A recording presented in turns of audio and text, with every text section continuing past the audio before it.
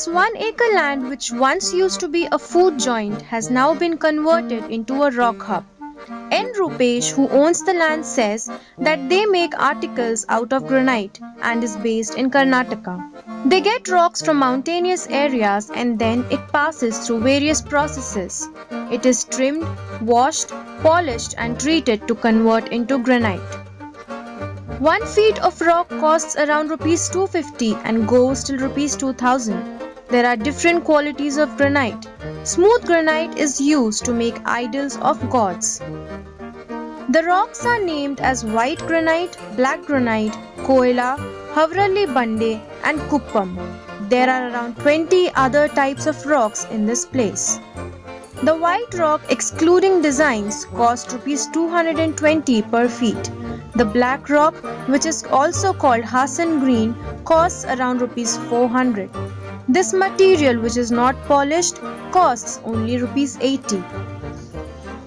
He takes orders and takes at least 1 month to complete them depending upon the amount of work.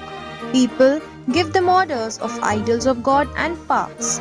These mushrooms are in order from BGS International School. There are around 10 workers who work here. They get paid Rs 700 per month plus they get to stay here.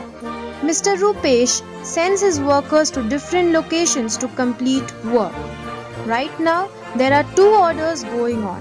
One is construction of an idol in Golahalli and other is a platform to hoist the flag in Devagiri village.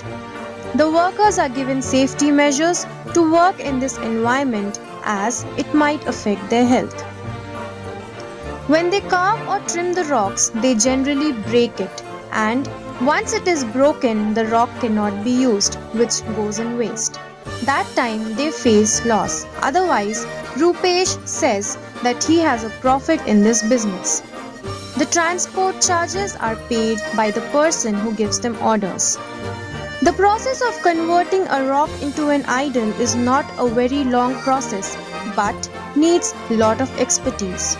The rocks are first broken into a particular shape, the extra bits are trimmed and cut.